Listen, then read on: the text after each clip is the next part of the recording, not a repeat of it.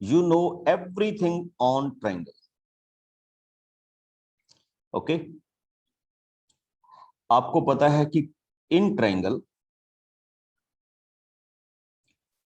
we have 3 vertex A, B, C. These are 3 vertex. We have 3 sides, small a, small b and small c. Check कीजिए बच्चे, sides are A, B and C. Angles are A, B and C. Now each triangle has certain area and perimeter. ठीक, and you know more about these triangles. They are defined in some sense like equilateral, isosceles, scalene, right angle triangle according to their property. वो हम कैसे कहते थे? If A does not equal to B does not equal to C, scalene. A is equal to B does not equal to C, isosceles. A is equal to B is equal to C, equilateral. Or if any side square is equal to sum of 2 side square, then we call it a right angle triangle. हो जाता था ना हमारे पास ये. तो ये हमारी क्या थी? वैल्यूज थी जिनको हम ट्रायंगल में क्या करते थे? डिफाइन करते थे. अब मेरी आपसे सबसे एक कंडीशन है कि ट्रायंगल बनने के लिए सबसे नेसेसरी कंडीशन क्या होनी चाहिए साइड्स? एनीबॉडी जो मेरे को बता सके कि ये होगा, सबसे नेसेसरी कंडीशन क्या होनी चाहिए? Yes Akshit.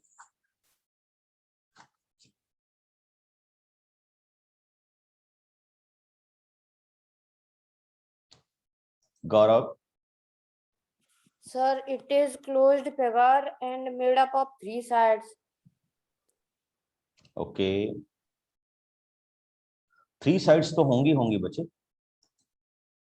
Yes. Sir, the sum of any 2 sides must be greater than the third side. Third side, sum of 2 sides must be greater than the third side. आप किसी भी 2 साइड्स का अगर सम लेंगे तो वो थर्ड साइड से क्या होना चाहिए? ग्रेटर होना चाहिए. तो आपने ट्रायंगल के बारे में लोअर क्लासेस में काफी कुछ स्टडी कर दिया. ओके, तो उसके बाद अभी जो हम करेंगे, ये बच्चे आपकी 10th में भी ऐसे ही चलेगा चैप्टर, ट्रायंगल वहां भी है. तो वी विल स्टडी अबाउट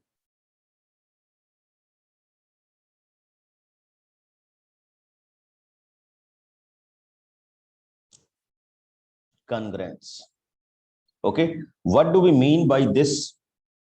ठीक, अब कॉन्ग्रेंस का सिंपल में मीनिंग क्या है बच्चे? ठीक, इसका सिंपल मीनिंग क्या होगा? ठीक, कॉन्ग्रेंट का या कॉन्ग्रेंस का. कॉन्ग्रेंस इज अ प्रोसेस और कॉन्ग्रेंट उसका पार्ट है. ठीक, means equal in all respect.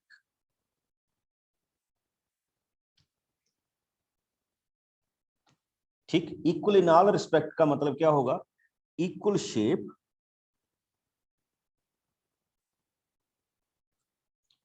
Plus equal size. अगर हमारे पास 2 ट्रायंगल्स, क्वाड्रिलेटरल्स या एनीथिंग एल्स जिनकी शेप भी इक्वल हो और जिनका साइज भी इक्वल हो आती हैं, तो we call it a congruent. और इस प्रोसेस को हम क्या बोलते हैं? कॉन्ग्रेंस. अब चेक कीजिए, जैसे मान लीजिए कोई आपको कहे कि draw 2 circles with 3 centimetre radius, तो आपने 3 सेंटीमीटर रेडियस के साथ 2 सर्कल बना.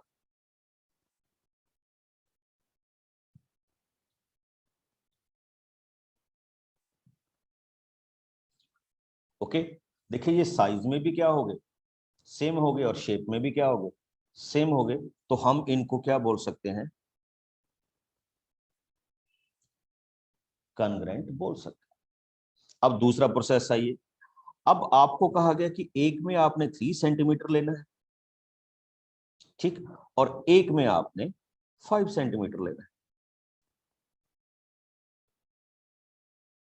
तो यू विल चेक, अब इसमें क्या होगा बच्चे, इसमें यह होगा बच्चे कि अगर मैं अब इन दोनों में रिलेशन देखूं, दे आर नॉट कॉन्ग्रेंट। इसमें उनकी शेप एक है बट साइज एक नहीं, तो this kind of process is called similar. क्या बोलते हैं बच्चे, सिमिलर बोलते हैं। ओके, तो आपके पास दो प्रोसेस रहेंगे, equal in shape and size. अब देखिए, इक्वल इन शेप का मतलब क्या होगा, इक्वालिटी का साइन, और उसके ऊपर ये सिमिलर का साइन। ओके, और इस पूरे साइन को हम किसका साइन बोल देते हैं, कॉन्ग्रेंस का। Congruence is a combination of two things, एक इक्वालिटी और एक सिमिलर। ओके, तो उन दोनों को जब मैं कंबाइन कर दूंगा तो it become a symbol of congruence. याद रखिएगा, ये आपके पास किस चीज का सिंबल है, कॉन्ग्रेंट का सिंबल है। जब भी आप किसी टू थिंग्स को कहेंगे कि दे आर कॉन्ग्रेंट, तो आपके पास यही होगा कि P is congruent to Q। और जब आपने कॉन्ग्रेंट कह दिया तो that means they will be equal in every respect. जैसे आप कोई भी दो फोन लीजिए, सेम कंपनी के लीजिए, सेम मॉडल लीजिए, ओके, तो आपको दोनों एक जैसे लगे, ओके, तो हम उनको बोल सकते हैं दे आर कॉन्ग्रेंट। अगर, ठीक, अगर आपने मॉडल डिफरेंट डिफरेंट कर दिए तो फिर उनमें थोड़ी बहुत डिसिमिलरिटी हो जाती है। ओके, तो कॉन्ग्रेंट इज द प्रोसेस जिसको हम यहाँ पे क्या कर रहे हैं, डिफाइन कर रहे हैं। अभी आप देखेंगे पेज नंबर 110 पे आपके पास फिगर 7.2 है, उसने दो स्क्वायर बनाए। प्लीज साथ में बुक ओपन कीजिएगा, क्योंकि बुक के बिना अपना काम चलेगा नहीं।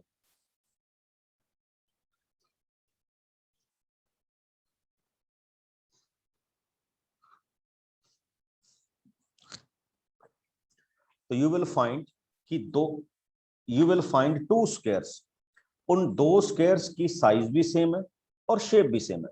अच्छा, जब हम स्क्वायर कह रहे हैं तो स्क्वायर का मतलब तो आप समझ ही गए होंगे कि उनके साइज तो क्या होंगे, सॉरी, शेप तो एक जैसी होगी होगी। अगर उनके साइज भी क्या हो जाए, एक जैसे हो जाए, तो वी कॉल देम, क्या बोल सकते हैं हम उनको, यस, कॉन्ग्रेंट बोल सकते हैं। अब थोड़ा सा मैं इस क्वेश्चन को आगे एक्सप्लोर कर रहा हूं, अभी तो जस्ट स्टार्टिंग है, और आपको थोड़ा सा इसके बारे में बताना भी है कि कैसे कैसे हमने इनमें चलना है। अब देखिए, कैसे हम टू ट्रायंगल की कॉन्ग्रेंस को डिफाइन करते हैं। तो उसके लिए सपोज कीजिए ये मेरे पास एक ट्रायंगल है A B and C. Okay, next triangle है मेरे पास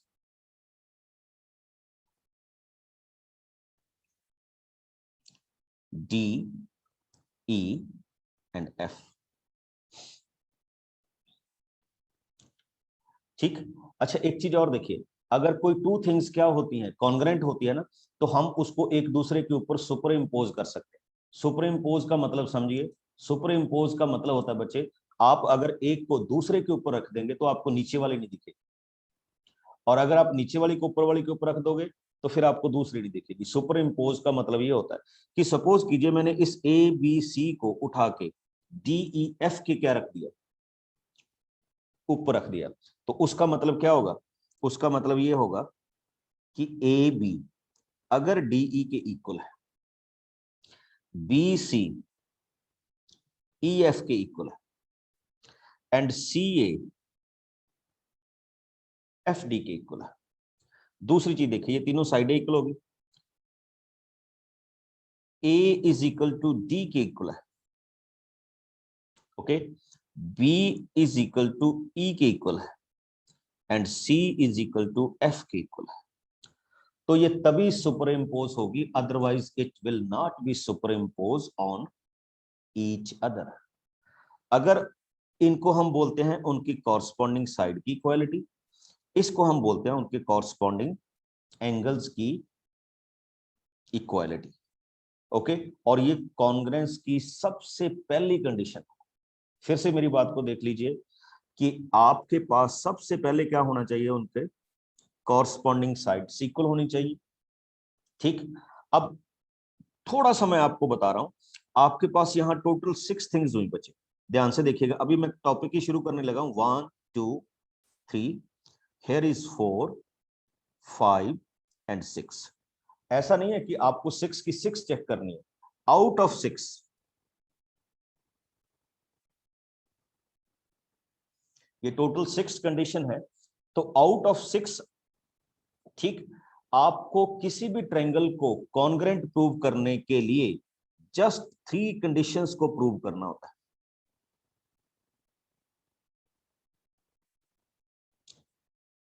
क्या करना होता है बेटे? 3 कंडीशंस को प्रूव करना होता है। फिर से चेक कर लीजिए, आपके पास किसी भी ट्रायंगल को कॉन्ग्रेंट करने के लिए टोटल कंडीशंस कितनी प्रोवाइडेड होती हैं? टोटल कंडीशंस कितनी हो सकती हैं? 6 हो सकती हैं, बट उन 6 में से आपको एनी 3 को क्या करना होता है?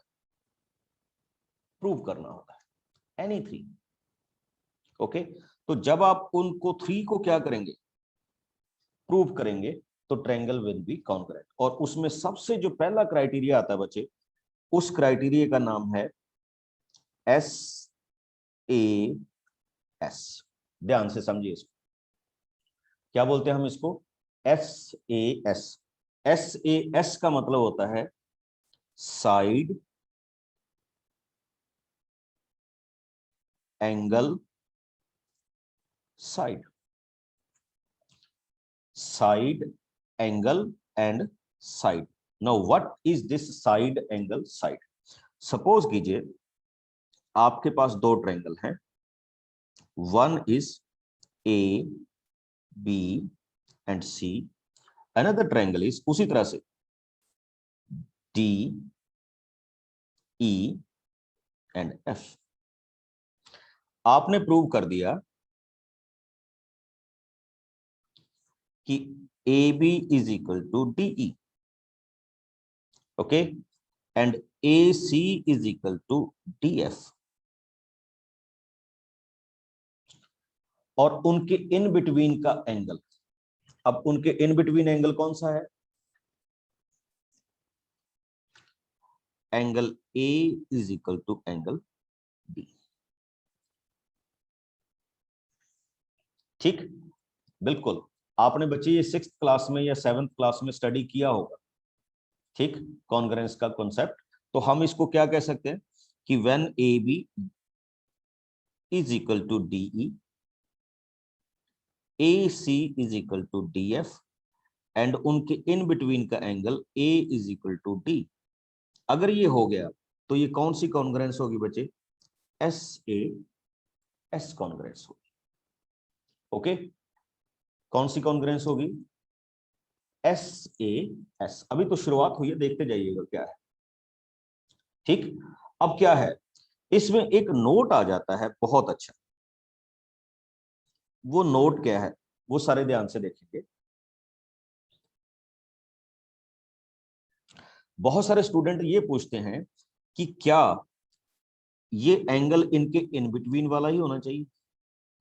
अगर कोई और एंगल इक्वल हो जाए तो क्या हम उनको बोल सकते हैं कि यस दे आर कॉन्ग्रेंट? तो मैं इसी को थोड़ा सा एक्सप्लेन करूंगा कि इसका मतलब क्या होता है, या हम इसको किस तरह से करें।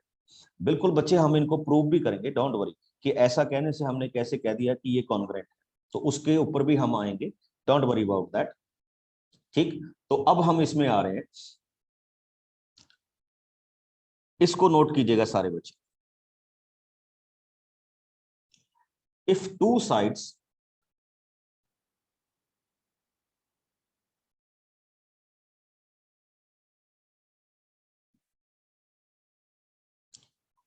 and angle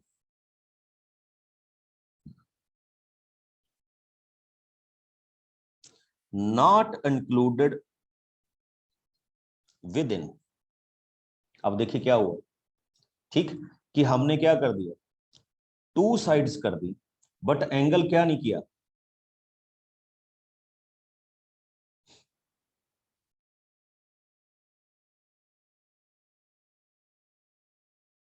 ठीक। तो क्या ये इक्वल होंगी बच्चे? तो हम क्या कहेंगे कि इस केस में आप उनको कॉन्ग्रेंट नहीं कह सकते, मतलब यू आर नॉट श्योर कि वो क्या होंगी, कॉन्ग्रेंट होंगी या नहीं होंगी। ओके, तो आपको क्या चाहिए कि जब भी आप कोई टू साइड्स को क्या करेंगे, इक्वल करेंगे, तो उनके इन बिटवीन वाला एंगल ही होना चाहिए, तभी ये आपका SAS क्राइटेरिया क्या होगा, पूरा होगा। हाँ, हो भी सकती हैं, नहीं भी हो सकती, you are not very much sure कि होंगी ही, और आप ये भी नहीं कह सकते कि नहीं होंगी, बट ये है कि आपका जो एंगल है वो क्या होना चाहिए, इन बिटवीन वाला एंगल ही होना चाहिए, तभी आप क्या कह सकते हैं, बना सकते हैं, अदरवाइज आपके पास ये वाली फॉर्मेशन नहीं हो, ठीक। तो आपको इस चीज पे भी बिल्कुल पूरा क्या रखना है, ध्यान रखना है कि ये वाली चीजें आपके पास होनी ही चाहिए। अब दूसरा आ जाइए, मैं इनके प्रूफ भी करूंगा बच्चे, अभी तो मैं जस्ट आपको बता रहा हूं कि कौन कौन से क्राइटेरिया। नंबर 2, अब आप इसको तो बहुत अच्छी तरह से समझ गए होंगे, व्हाट डू यू, मेरे साथ साथ लिखते जाइए, ओके, मेरे को बताते जाइए। Number 2 criteria, ASA, okay, this is called angle side angle, okay. Shubhneet, Sir, I was having doubt. हाँ बोलिए। Sir, I didn't understood that note. If two sides and angle not included with it. बच्चे उसका मतलब ये था कि अगर आपके पास ये AB is equal to DE होता and AC is equal to क्या होता, DF होता, और angle B is equal to E होता, तो can we say they are following the property of side angle side? तो हम उस Yes. बेस पे नहीं कह सकते थे, we said no, we can not say that they are congruent, okay. तो वो एंगल उनके इन बिटवीन ही होना चाहिए, जैसे एंगल A और D ही होना चाहिए। Okay, sir. Sir, and one more doubt. Sir, you have written one line equal in all respect in congruence when you were explaining that. Sir, I didn't understood that line. Equal in all respect.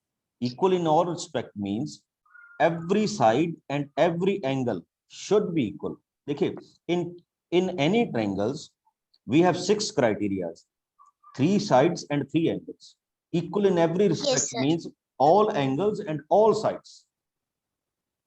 Okay, sir. Thank you, sir. Okay, let us start with the next one. Angle side angle. आज ये just हो रही है, फिर हम इसमें बात करेंगे, प्रूव भी करेंगे इनको। एंगल साइड एंगल, फिर से आइए, let us suppose we have a triangle A, B and C.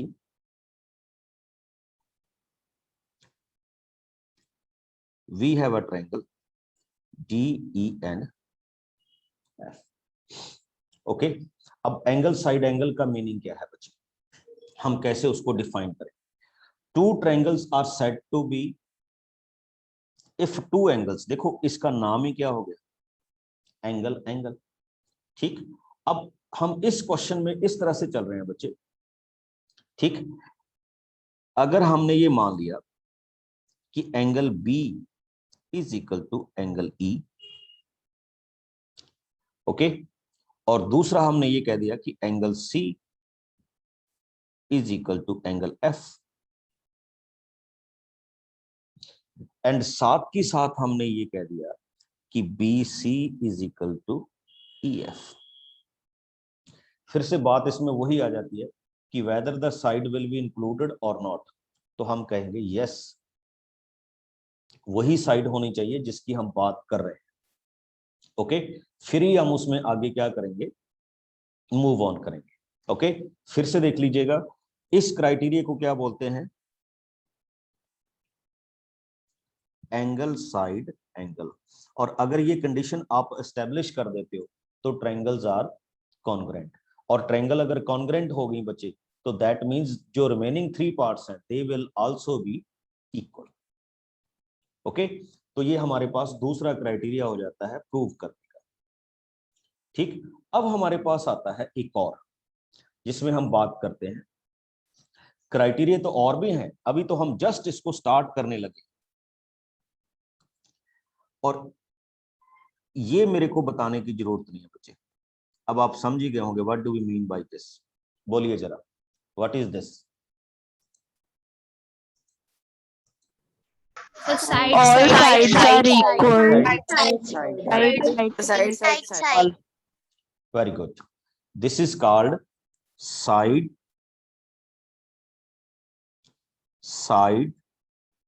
and side. और जैसा आपने कहा कि when all sides are equal, तो हम उनको क्या बोल देंगे? कॉन्ग्रेंट बोल देंगे। और इसका भी हमारे पास क्या आ जाएगा? प्रूफ आ जाएगा। एक जो क्राइटेरिया हम मानते हैं बच्चे, वो चेक कीजिए, that is A and S. Use तो हम रेयरली करते हैं, बट ये हमारे इस पार्ट में है। ठीक, if any two angles and a non included side, इसको मैं बताता हूं कैसे हम यूटिलाइज कर लेते हैं। ठीक ठीक, वो देखिएगा क्या है।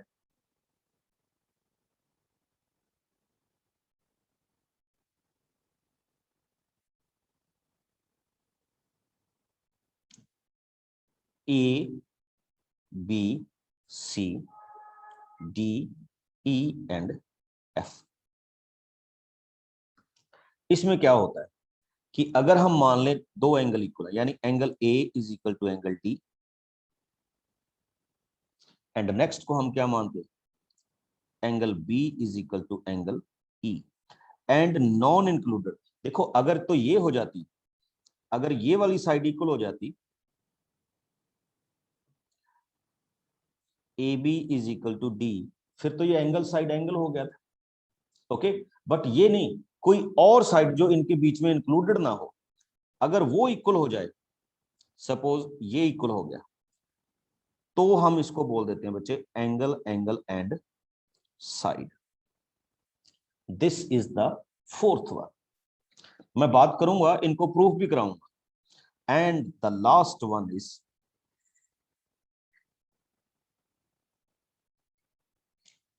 Are H and S. Okay, हाँ जी, किसी को भी इसके बारे में पता? Anybody? right angle Sir, right Right angle hypotenuse hypotenuse side. Right hypotenuse side. Very good hand side. बच्चे। इस क्राइटेरिया को हम most probably right angle triangle में यूज करते हैं। राइट एंगल ट्रायंगल का मीनिंग होता है बच्चे कि आपके पास कुछ ट्रायंगल्स ऐसी हों जिसमें 90 डिग्री का क्या बन रहा होगा? एंगल बन रहा होगा। तो इसका मतलब देखिए, R means right angle, right angle means उसमें एक 90 डिग्री का एंगल होना चाहिए, होगा। नेक्स्ट, एच मींस हाइपोटेन्यूज, तो ये भी इक्वल होना चाहिए। एंड एनी साइड, ठीक, एनी साइड, कोई भी साइड अगर तीसरी क्या हो सकती है? इक्वल हो सकती है। अगर ये क्राइटेरिया हो गया तो we call it R H and S. आप में से मेरे को बहुत सारे कैंडिडेट ने इसमें पूछा कि क्या ये दो एंगल इक्वल होने के बाद यही साइड इक्वल होनी चाहिए? बच्चे मैंने ये नहीं कहा कि यही होनी चाहिए, ये भी हो सकती है, बट दो एंगल और कोई एक साइड होनी चाहिए। ठीक है, तो वो हमारे पास क्या होगा? इस क्राइटेरिया को हम यहाँ पे क्या करेंगे? यूज करेंगे।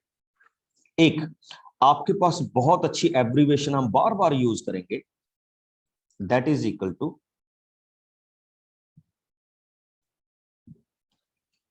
CPCT।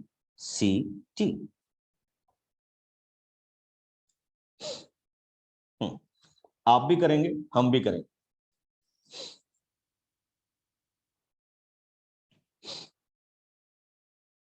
हाँ जी, very good. Corresponding part of corresponding The triangle. congruent parts of corresponding Found Sir, congruent parts of corresponding triangle. congruent part of corresponding triangle. Congruent part of corresponding.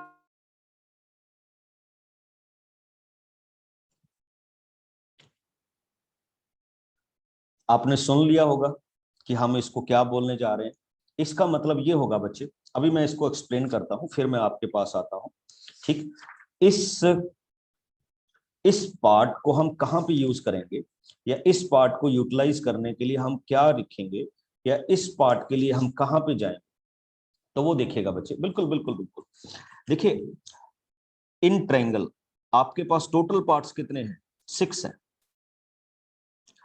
आपने जितने भी क्राइटेरियाज किए, वो चाहे side था, side angle side था, angle side angle था, या एंगल एंगल साइड था, या RHS था, तो only 3 things you are prove. Okay, अच्छा, रिमेनिंग 3 थिंग्स तो आपके पास एज इट इज है ना।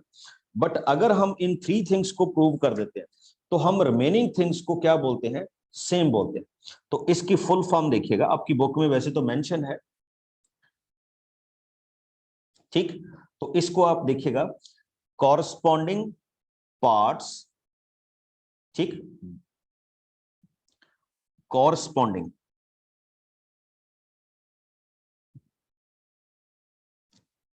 Parts of congruent triangle.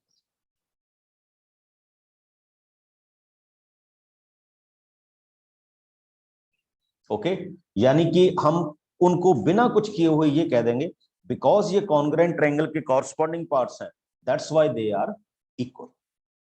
Okay, check कीजिए, corresponding parts of congruent triangle, this is the full form of CPCT। अब कैसे यूटिलाइज करूंगा मैं इसको?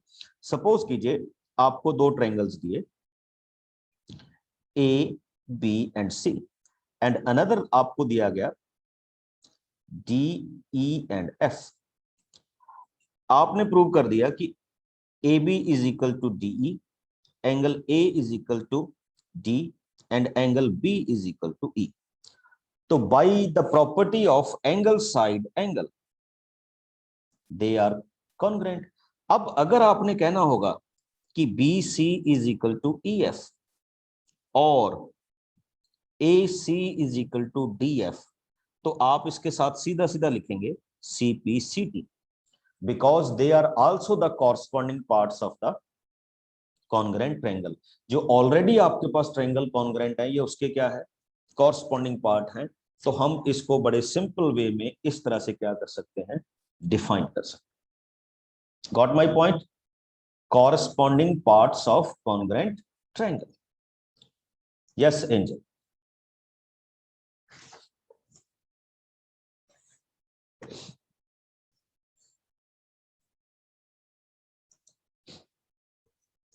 Sir, can you swipe this slide upwards? Sir, downwards.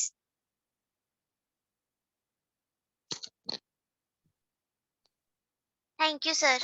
Sir, screenshot लेना था।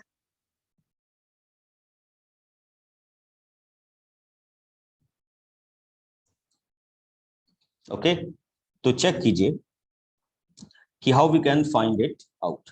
अब आगे चलते हैं बच्चे, छोटे छोटे से क्वेश्चन के साथ हम शुरू कर रहे हैं, ठीक, और अभी हम इस क्वेश्चंस पे आएंगे कि how we can solve this kind of triangles. अब मैं आपको दूंगा, आपने मेरे को बताना है by which criteria they are equal.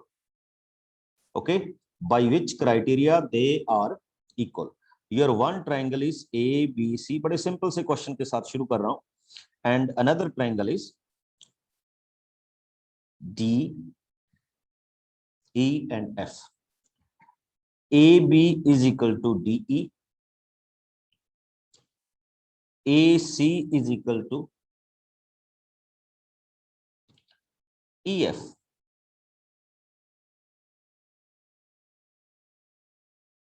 Okay, अब आपको बताना है ऐसे कौन से एंगल होंगे जिनको इक्वल करने पे ये कॉन्ग्रेंट हो। कौन कौन से एंगल है, ए बी में से कौन सा एंगल डी ई एफ के इक्वल होगा, so that angle angle angle बोल रहा हूं बच्चे, साइड नहीं, एंगल, कौन सा एंगल इक्वल करूं so that they becomes congruent. Sir, angle A and angle D.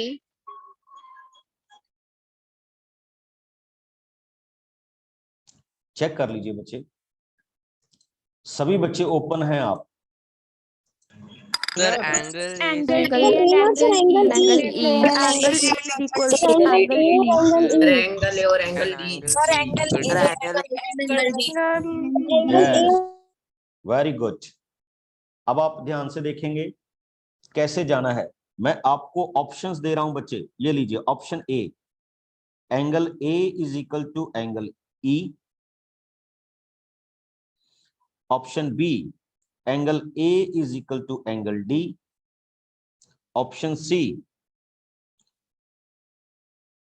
Angle C is equal to angle F. And D, none of these. आपके पास पोल आ रहा है, फिल इन द पोल। जो भी आपको ऑप्शन ठीक लगता है जल्दी से फिल कर दीजिए।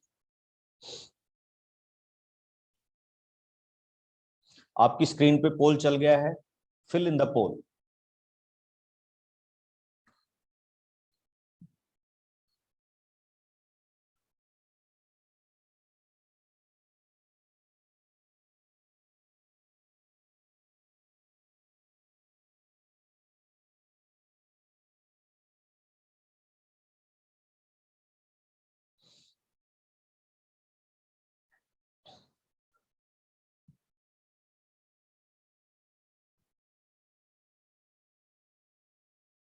वेरी गुड, बहुत अच्छे। और चेक कीजिए, देखिए before I will tell you the answer, उसमें आ जाइए। आपके पास टू साइड्स इक्वल है बच्चे, उन टू साइड्स के इंक्लूडेड एंगल कौन सा है, ए। और इस तरफ उन दोनों के बीच में इंक्लूडेड एंगल कौन सा है, ई। शेप तो नहीं मैच कर रही, तो आपका आंसर क्या होना चाहिए, अगर हम इसको एंगल साइड से करेंगे तो योर ऑप्शन शुड बी ए। और कोई नहीं हो सकता। जिन्होंने बी लिखा है बच्चे, ए और डी एंगल अगर इक्वल हो गए तो ये साइड्स के बीच में इंक्लूडेड थोड़ा है, तो ये क्राइटेरिया पूरा नहीं हो रहा। I am sharing the result.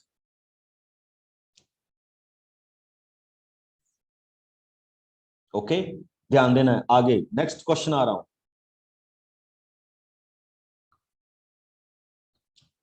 Okay, check the next question. पूरा अच्छी तरह से ध्यान देंगे आप और उसको लिखिएगा। अगर आप बैठ के जस्ट देख रहे हैं तो फिर आप कुछ नहीं सीख रहे बस। ओके, अगर आप बैठ के जस्ट देख रहे हैं तो इसका मतलब आप कुछ नहीं सीख रहे।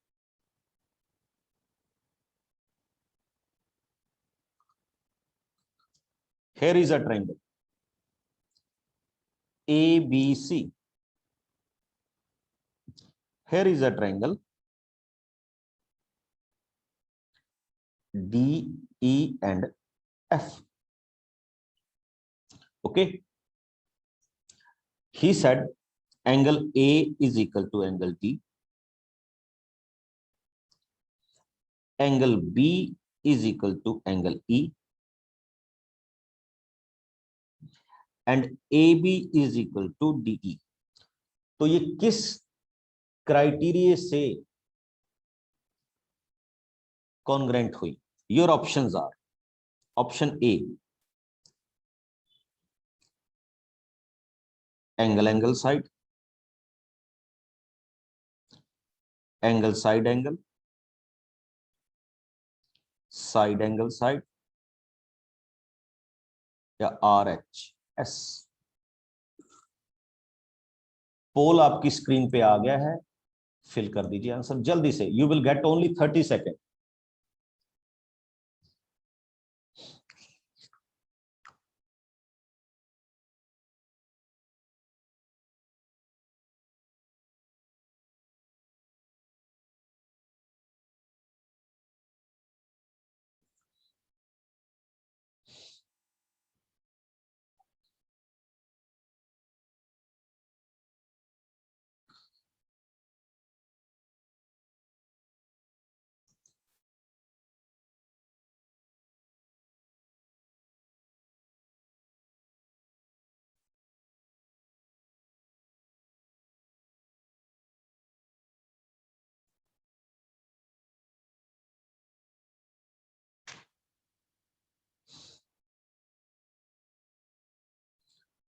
वेरी गुड, बहुत अच्छे। And check your answer. Option B, ये तो बिल्कुल क्लियर कट था बच्चे। ओके, कैसे? Angle, angle, side, side and again angle. तो आपने किसके साथ जाना था? ऑप्शन बी के साथ जाना था। ओके, इसी तरह का, ये जस्ट मैं आपकी प्रैक्टिस के लिए करवा रहा हूं और कुछ नहीं। Now come on to this part. A, B and C, and here is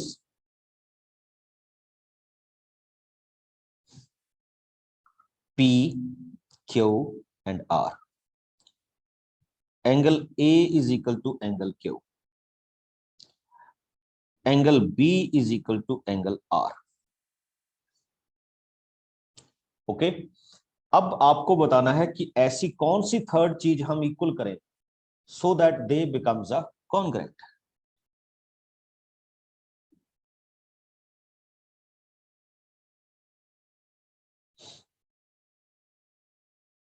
very good.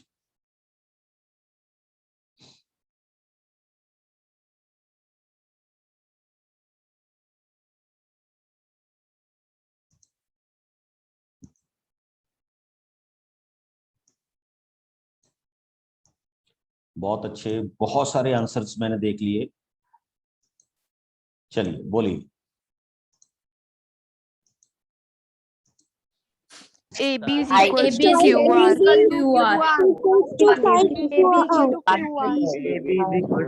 Sir, AB very good. देखिए, एक तो जो बड़ा ही आसान और सिंप्लीफाइड क्राइटेरिया था वो ये था कि हम क्या देते कि A B is equal to R Q. तो ये क्राइटेरिया हो जाता एंगल साइड एंगल। एक आपको बच्चे और भी बताया था, याद है?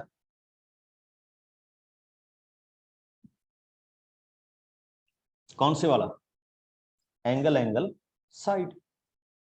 ओके, तो आप किसी भी कॉरस्पॉन्डिंग साइड्स को क्या कर देते? इक्वल कर देते, तो भी ये आपके पास क्या हो जाना था? कॉन्ग्रेंट की फॉर्म में क्या हो जाना था? आ जाना। Got my point? Pranjal. Sir, I was just saying that I've written that in the chat also. Okay, what you have written in the chat? Sir, I have written that it could be through two ways, ASA and AAS. AAS, very good. It can be done by two ways. Okay, angle side angle और AAS criteria, जिसके through हम इसको क्या कर सकते हैं? Congruence में prove कर सकते हैं। ओके, अच्छा, जब आपने कॉन्ग्रेंस बोल दिया, ओके, तो दैट मींस अब उसके रिमेनिंग जो कॉरस्पॉन्डिंग पार्ट्स हैं वो अपने आप ही क्या आ जाएंगे? इक्वल आ जाएंगे, which we are proving later on. Got my point? तो ये आपके पास कॉन्ग्रेंस के बेसिक क्या थे? क्राइटेरियाज थे, जिनको हम आगे क्या करेंगे? कैरी ऑन करेंगे। ओके,